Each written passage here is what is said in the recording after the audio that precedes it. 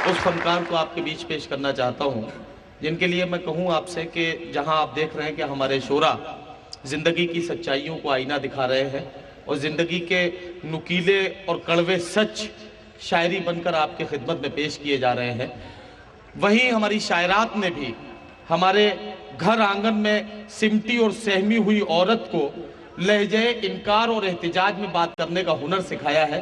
मेरी फहरिस्त में मोहतरमा लता हया का एक ऐसा नाम, जिन्होंने मुशायरे और कवि सम्मेलनों की डाइस पर और टीवी सीरियल्स के ज़रिए भी लहजे एहतिजाज ख़वातीन में पैदा किया है। मैं चाहता हूं कि उन्हें इन चार मिसरों के साथ दावत कलाम दूं कि यकलख्त गिरा है कि जड़ें तक निकल आईं, यकलख्त गिरा है कि जड़ें तक निकल आईं, जिस पेड़ को आंधी में भी हिलते नहीं देखा। या दाराब बानो वफा का वो शेर कि हमने ये सोच के बोए नहीं ख्वाबों के दरख्त, कौन जंगल में लगे पेड़ को पानी देगा। आइए मोहतरमा लता हया साहिबा से मैं गुजारिश करूं कि वो तशरीफ लाएं और अपने कलाम से नवाजें। कि मैंने अपनी उर्दू को कभी भी एक बेबस औरत बनाकर पेश नहीं किया। मेरी उर्दू रोती हुई औरत नहीं है, उदासी नहीं है, मायूसी नहीं है। मेरी औरत बगावत है, तलवार है, तेवर है। यहाँ से बात शुरू करती हूँ कि तुम्हारे हाथ, तुम्हारे पास गर हथियार बम तलवार चाकू है, तुम्हारे पास गर हथियार बम तलवार चाकू है, हमारे पास भी शेरो सुखन अल्फाज उर्दू है। तुम्हारे पास गर हथियार बम तलवार चाकू है, हमारे पास भी शेरो सुखन अल्फाज उर्दू है। उगाओ खार नफरत के सियासत के चमन में तुम, मोहब्बत की मगर महफूज अपने पास खुशबू है, मोहब्बत की मगर महफूज अपने पास खुशबू है। मुंबई से आई हूँ, मुंबई में रोज़ मैं देखती हूँ, पहले मज़हब को, हिंदू मुस्लिम को लेकर झगड़े होते थे, अब भाषा को लेकर झगड़े होते हैं। भाषा का, ज़बान का दर्द मैंने भी बहुत महसूस किया। राहत भाई ज़रा सुनिएगा, उर्दू ने जो झेला है वो मैंने भी झेला है। फ़िरका परस्ती हमारे घरों से शुरू होती है, तो एक बात सुनिए, आप तक पहुंचाती हूँ, सुनिए कि कभी बागी कभी अनजान समझ लेते हैं, कभी बागी कभी अनजान समझ लेते हैं, कभी जाहिल कभी नादान समझ लेते हैं। मैं जो उर्दू में करूं बात तो कुछ कुंद ज़िहन, मुझको गुस्से से मुसलमान समझ लेते हैं।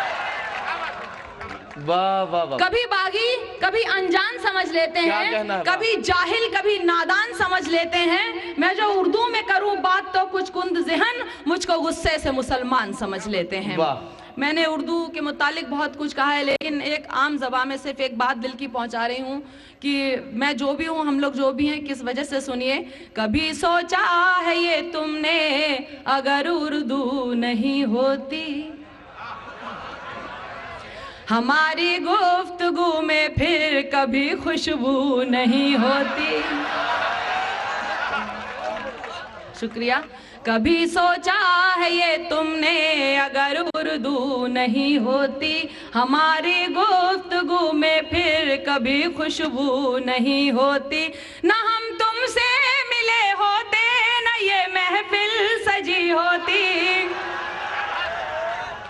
ना हम तुमसे मिले होते, ना ये महफिल सजी होती, न मैं होती हया ना आपके फिर रूबरू होती। वाह वाह वाह, बहुत बहुत शुक्रिया जी। हाँ बिल्कुल तरन्नुम में। देखिए, उर्दू किसी भी तेवर में बात करे अपना असर छोड़ती है, चाहे मोहब्बत की ज़बान बोले, चाहे बगावत की ज़बान बोले। उर्दू की तरफ से एक मतला समात फरमाए, सुनिए। मैं जो तलवार उठा लूंगी तो डर जाओगे, वाह। मैं जो तलवार उठा लूंगी तो डर जाओगे, मैं जो तलवार उठा लूंगी तो डर जाओगे, और अगर प्यार से बोलूंगी तो मर जाओगे। वाह। बहुत बहुत शुक्रिया। बहरहाल खतरा दोनों तरफ से है। देखिए, मैं अपनी बात नहीं कर रही, मैं उर्दू की बात करूँ। मैंने पहले भी कहा था, मैं सिर्फ यहाँ उर्दू की नुमाइंदगी करती हूँ, मैं एक औरत की या हया की सिर्फ नुमाइंदगी नहीं करती। सुनिए। मैं जो तलवार उठा लूंगी तो डर जाओगे, और अगर प्यार से बोलूंगी तो मर जाओगे। तुम बुरा करके जमाने में भले बन जाओ,